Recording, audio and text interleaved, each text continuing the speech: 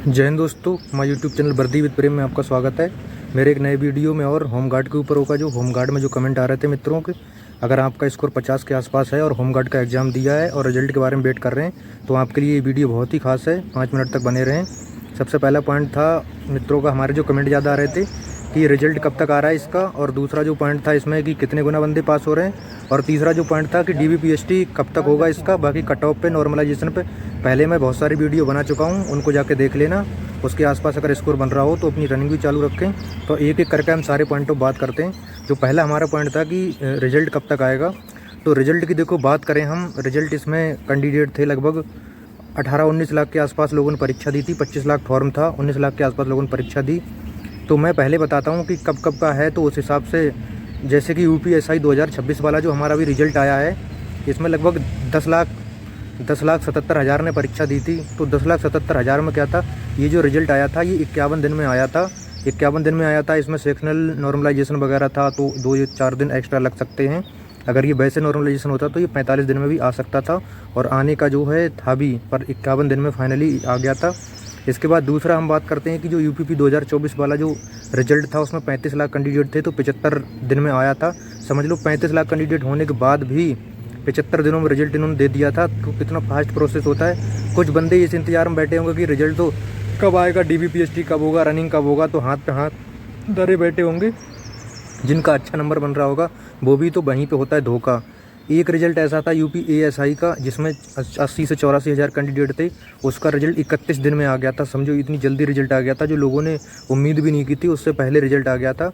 तो ये चक्कर मत रहे ना कि जून लास्ट में आएगा या जुलाई में आएगा, अगस्त में आएगा, ऐसा कुछ नहीं। तो ये मैंने इसलिए बताया था कि आप आइडिया लगा सकते हो, क्योंकि कुछ बंदे होते हैं ना जिनको शक रहता है, हमेशा कमेंट करते हैं, अरे जी तुम्हें कैसे पता, ये है वो है, भर्ती बोर्ड वगैरह वगैरह। तो उनके लिए ये सब बताना पड़ा, डाटा निकालना पड़ता है, क्योंकि कुछ बंदे होते हैं ऐसे इतनी आसानी से मानते नहीं हैं, और जो मानते नहीं वही बाद में धोखा खाते हैं, और वही ज़्यादातर होता है। तो रिजल्ट की बात करें हम लोग, जैसे कि 27 तक एग्ज़ाम हुआ था, मान लो अप्रैल तक, 25, 26, 27 तक अप्रैल तक एग्ज़ाम चला था। तो उस हिसाब से अगर हम देखें, इसमें 19 लाख बंदे ने लगभग एग्ज़ाम दिया, तो 19 लाख कॉपी चेक होनी है।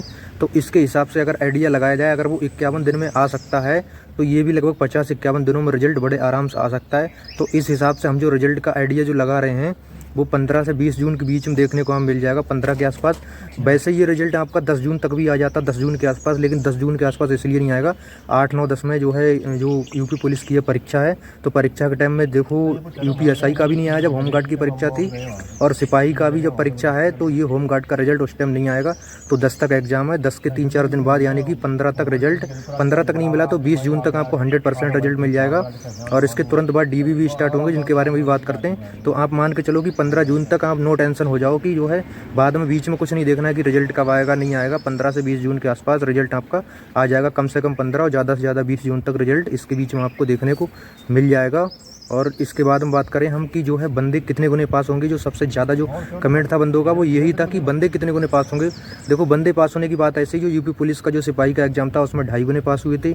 अभी जो SI का रिजल्ट आया है, इसमें 2.77 गुने पास हुए, 2.77 UPSI में।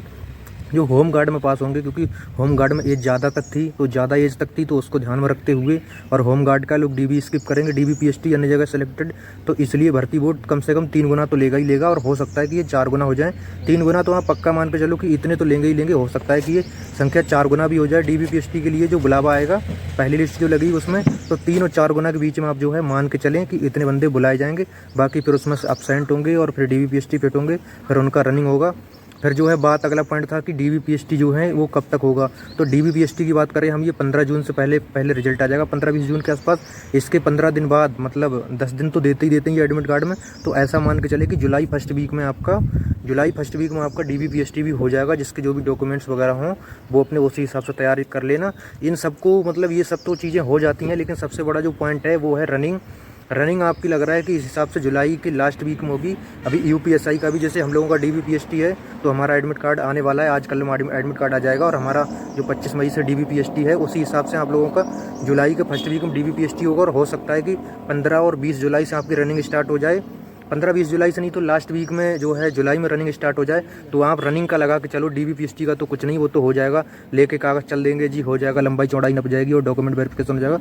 आपको जो मेन पॉइंट बना के रखना है वो रनिंग से रखना है। जैसे कि रनिंग मान के चलो कि जुलाई की अगर लास्ट में होगी तो अभी क्या चल रहा है, मई चल रहा है, आधा मई हो गया, जून जुलाई, आपके पास ऐसा मान के चलो कि 60 दिन रनिंग के लिए हैं। और मुझे नहीं लगता है कि 60 दिन में अगर किसी का अभी टाइम अगर 32 मिनट आ रहा है ना तो वो 28 मिनट मुश्किल हो जाएगा उसको लाने 2 महीने में।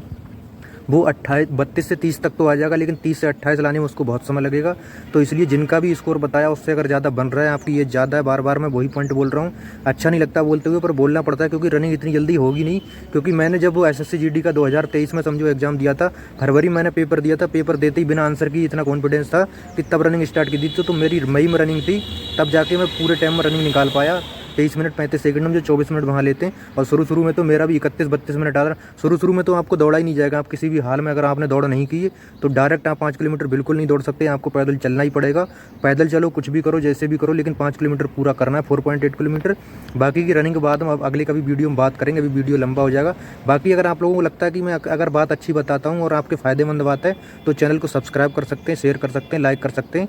पल पल की अपडेट देते रहेंगे और अच्छे से कवर कराएंगे। जिनका रनिंग नहीं होता उनके लिए भी टिप्स बताऊंगा। DBPST सारा का सारा प्रोसेस एकदम 3-4 बार DB दे चुका हूँ और चौथी बार DB इसका फिर देने जा रहा हूँ। सारी अपडेट देंगे। जय हिंद।